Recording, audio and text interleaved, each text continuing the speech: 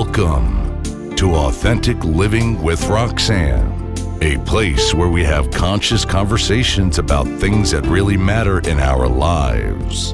And now here's your host, Roxanne Derhodge.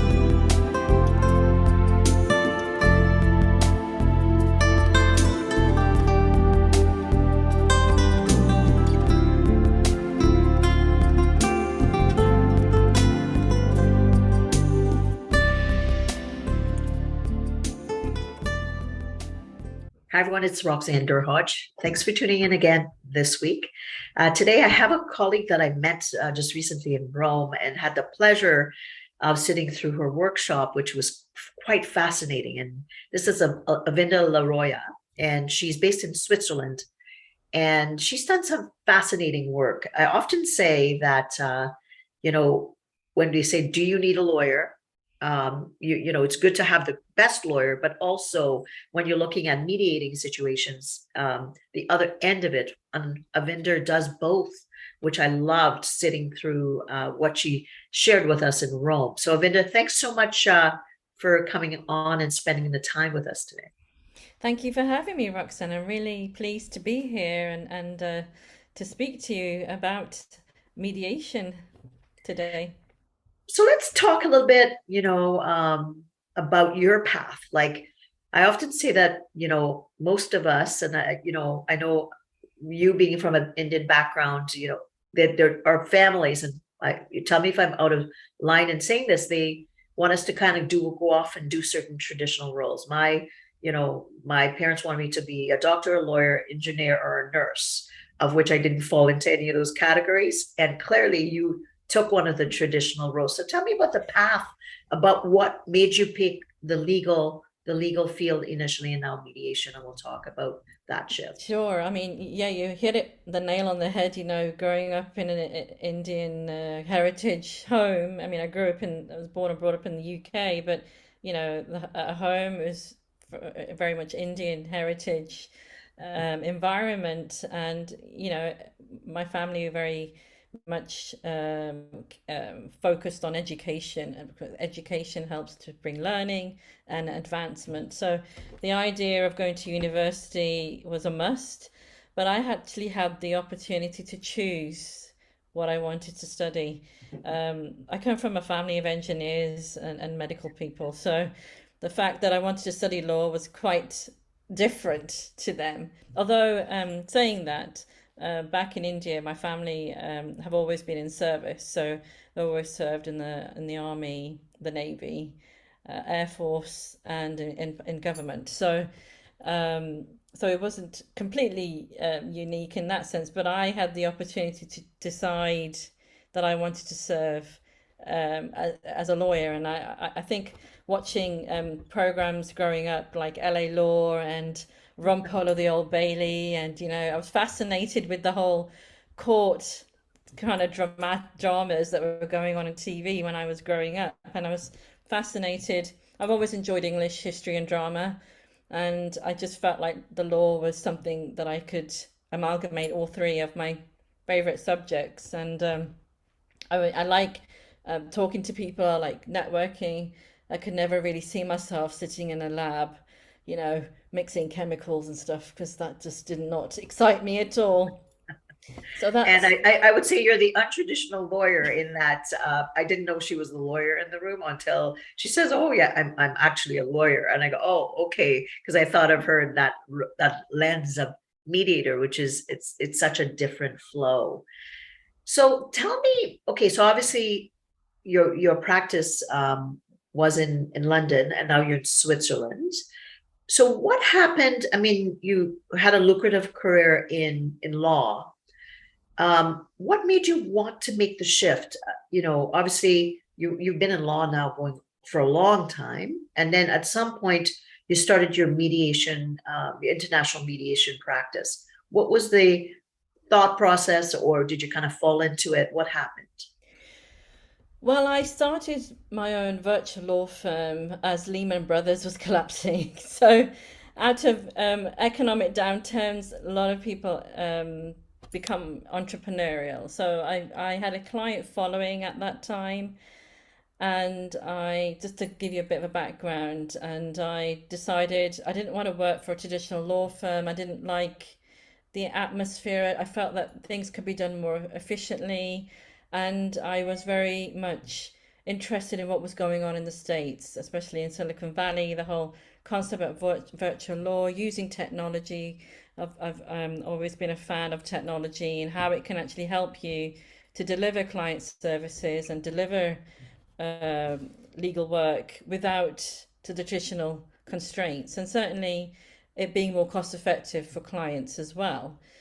And so in 2010, I actually founded my own virtual law firm with my business partner, and it's been rolling along since then. And I've always been a commercial transactional lawyer, especially in commercial real estate. And then around 2015, I decided I had the opportunity to go to a conference in Sweden, and it opened my eyes to the world of arbitration and mediation. And I was really fascinated with the flexibility and just the example that was provided as to how it really helped to build bridges without getting into the legal jargon or the legal process, and allowing and empowering the people that were there within the dispute to really speak up for themselves. Mm. So I was really intrigued about these procedures. It was not something that I was familiar with, having been on the transactional side for many years. And I decided to delve further into it. And I did my Chartered Institute of Arbitrators exams. So I'm a chartered arbitrator. I decided to go the arbitration route initially because it's legally binding. You know, it's a legal process, it's an adversarial process. So it's something that I was more familiar with. But then I had the opportunity to study an LLM in Geneva. It's a very focused program called the MIDS, and it's quite prestigious, where a lot of the top arbitrators and dispute resolution experts come in and fly into Geneva and help us to learn the different tools and techniques of international dispute settlement. And part of that, we managed to go into the UN, the WTO, The Hague in the Netherlands, and it was a fantastic experience, at a very elite level of the law, I guess. Absolutely. What an amazing opportunity to be able to be trained in that space at that, high level, and to be able to take that back to kind of, the mediation practice that I know you've developed. Now, people are people, Avinder. Like, at the end of the day, like you said, on the legal end, there's constraints, and oftentimes you get into polarized positions relatively quickly. Mediation is on the, I wouldn't say, I don't know if it's on the complete pendulum end, but what is, kind of help us understand how you, being from these both worlds, what are the differences between when you're on the legal end versus the mediation end, and what are you doing differently with people? That's a great question, and they are complete polar opposites. Because Okay. as a lawyer, as people are familiar with, they would go to a lawyer, they would tell their problem or the documentation, and as a lawyer, I would review the information, review what they're telling me, and provide advice, and take matters further, whether it's a legal claim or whether it's drafting a suitable response.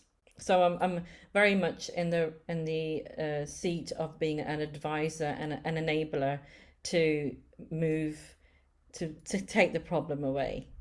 Now, as a mediator, it's completely opposite.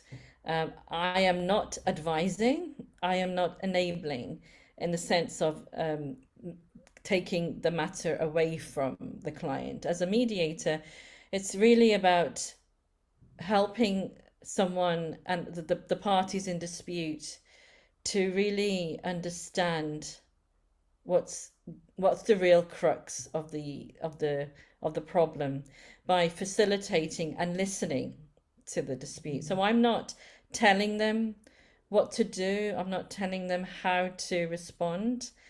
I'm really helping them to figure out what is the problem, what are the issues, because often when people are in conflict or in dispute, they don't even know why they're in conflict with the other person. They just have a lot of emotional anger. And so we don't even look, I don't, as a mediator, I don't look at the legal arguments, I look at the people. And I really help to listen and help them to reflect on what their needs are. And sometimes their needs may be not something that may be applicable in law. For instance, the dispute may be regarding a breach of contract, but what they're actually, when you delve down into speaking to them, is they were actually wanted an apology, or they were wanted it to be heard, and those aspects are not ever really considered in a legal case. So as a mediator, I'm really there to listen and facilitate discussion between the two disputing parties, or however many there are, as compared to being a lawyer, where I'm really there advising that one person, that one party, how to do battle with the other side. So it's So one completely lane, right? different. Like as a lawyer, Yeah. you're like, this is your lane, we're going to stay in this lane. But from a mediative perspective, what you're doing is you're really getting to know the landscape of that person internally, kind of like who's important, what's important, like if they were to achieve, resolution, what would it look like, and what would have to happen for us to get along the way. And then you're doing it with two parties, obviously. So you're trying to, balance continually to get them a bit closer together.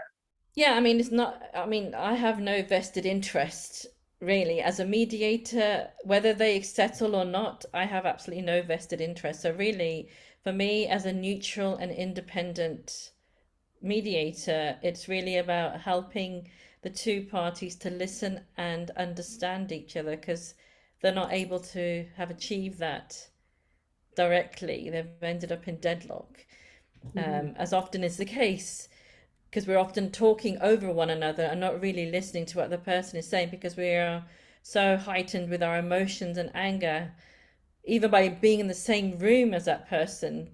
Sometimes it can incite so much emotion. So often in mediation, parties are not even in the same room. Right. And And sometimes, so there's times that they are and are able to, and then times that they're not. there are different schools of thought with mediation. Some mediators would never have the parties in the same room. Some may start off in separate rooms and then bring them together at some point. It all depends. Every dispute, every party is different, and every mediator is different in their style as well. And it's a journey as well, learning peace building and mediation skills. There are many techniques and tools that can be used. And really, it's all about being focused on the people in front of you and to gain the trust quickly, because as a mediator, I'm neutral. So I'm on no one's side, and I'm on everyone's side in a Right. sense. And if Right. that trust is broken, then that's game over for the mediation. So really, it's a matter of working with the people in dispute as to what is it, what do they want to get out of the day. It's a voluntary process as well that has to be brought forward, because it's a voluntary process. They can leave whenever they want as well, and not all mediations do end up in settlement, and sometimes, depending on the parties involved, mediation may also not be suitable. Sometimes some disputes do need to go to To court arbitration. or Okay. arbitration, So I'm because curious, when I think of your skill sets, right? Like I'm thinking we're saying it's polar opposite, and you were practicing law for a long time, and then you go and you get this amazing training. What were some of the things that you struggled with at times as you trained to become were there things that you struggled with, or things that you really had to hone in on that skill, to be able to, because like you were doing law for like what, 10, 15 years, and then you start mediation. I'm curious about that experience for you. Yes, that's a great question, and it's a continual journey for me, to be honest with you.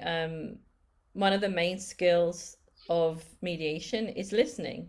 Now you think that that's a really easy skill, but the thing Right. is, we actually in our education we're not formally taught how to listen. We Mhm. think we're listening, and oftentimes when we listen, it's listen to respond or listen to, to to prove your point, but never listening without judgment. Mm. So one of the other things as a mediator is to be aware of our biases, to working through, and so that takes a lot of self-reflection and self-awareness Mhm. as well. So it's a constant, as a mediator, it's certainly a constant exercise as to when I'm liaising with someone, am I, how am I thinking about that person? Or am I thinking, so really, I shouldn't have any thoughts, but I'm human at the end And of we the all have day. bias. We all have biases, right? So I think that reflective lens, and I think I talk a little bit about that skill in my book because it's so very important that you really have to recognize in being human, we judge, but it's also a form of protection because that's kind of how we are wired. But to kind of learn to sit in quiet, to drop that lens, to say, I'm going to respond to say someone that looks a certain way or acts a certain way versus kind of saying what is my brain and my body telling me about that person, versus Yes. kind of saying, okay, is it based on fact or what is it based on, and learning from that. And also, we also judge by how people communicate to us. Sometimes some people are better at communicating their needs and wants than others. So naturally, we judge the one who cannot express themselves better in a certain way, and that everyone has to catch themselves when they're doing that because perhaps English isn't their native language, or they're just finding it difficult to find the words, especially in a heightened sense of emotion, as often people are in disputes. It's difficult for them to express their needs, and so as a mediator, when I'm if I've got two different parties and one is more eloquent than the other, expressing their needs, I have to watch myself because it's easy to get led by the person Who's that's the more calmest able person in the to. room? Yes. Yeah, So absolutely. so it's having that awareness and then helping the person that's not able to bring out their needs, to help them to find the words in a sense in their own way, in their own style, and be able to bring whatever information that they want to express to the other person in a way that they communicate in their language in their style, because we all have, sometimes disputes happen because they have different styles of communication, and that has caused the clash because Right. naturally people from different cultural backgrounds or different experiences in life, they have different patterns, different journeys, and so if those are clashing, it's it's because they haven't really understood how to speak to one another. Right. And I think at the typical kind of scenario, if you're an orator and you're able to articulate and synthesize information and feed it back, that would be a party you want to be in mediation with. But let's talk with the person, and I was going to say guy or man, but it doesn't need not only be men that get aggressive. Um, how do you deal with individuals like that, to kind of put them into a space where they're using the logical part of their brain versus kind of being that reactive kind of emotional part of the brain? What are there certain, I mean, you said there's a lot of techniques that you use, or can you share one of those things that maybe you use? And I'm thinking for most of us, right, is that's not something that we all want to get better at when we deal with people that are overly aggressive or react, quick to be a bit on the explosive end. Sure. I mean, often when people are very passionate or when they're describing the injustice that they feel, they obviously have a sense of heightened emotion and they can get quite vocal and aggressive because all their anger is coming out. So at that point, um, the the techniques and tools that I use is to listen, to really listen to that person, and help them to also feel that they are being listened to, and acknowledge whatever they are feeling, because perhaps it may be something that they've never told anyone else or had the confidence to tell anyone else. So they may and ensure that they are not feeling judged, and allow them to have that time to say whatever it is they want to say, and give them that space. Silence is a pretty powerful tool. So allowing someone to, sometimes people haven't even, they've said it to themselves inside, but they have never heard themselves say it.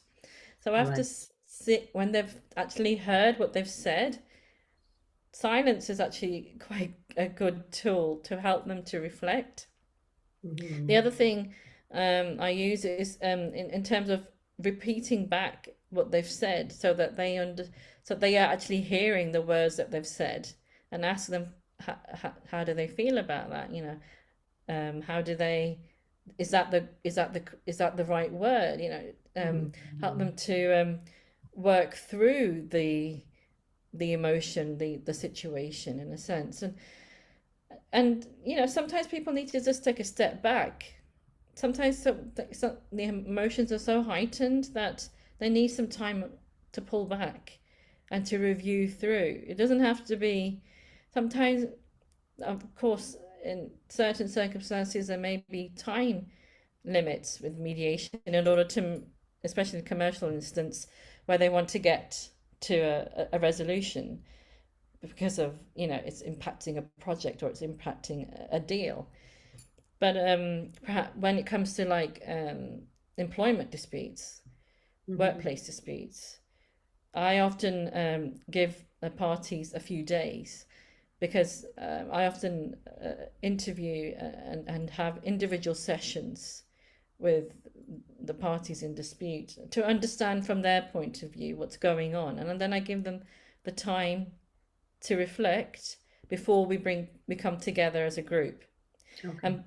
I find that once they've had the opportunity to have the tears, have the tissue box ready, and to get everything out, actually they feel a lot better. Yeah, just being heard and being seen, sometimes it's such a powerful thing to move along the process. It's often underestimated, but to actually give someone the space, a non-judgmental space, to just be heard and just to listen, and whatever it is they feel inside, is so powerful, because often we have people that listen to us and then give us advice or give us contrary information, and that doesn't allow us to process whatever is going on inside. But through mediation, as a facilitator, it's a non-judgmental space. This was such a great interview that we decided to turn it into a 2-part series. Be sure to tune in next week for part 2, so you don't miss out on the amazing content. Thanks for tuning in to Authentic Living with Roxanne, creating the space for positive, healthy change. Roxanne is a keynote speaker, psychotherapist, and coach. To work with Roxanne, visit roxannederhaj.com/blueprint. We'll see you next time on Authentic Living with Roxanne.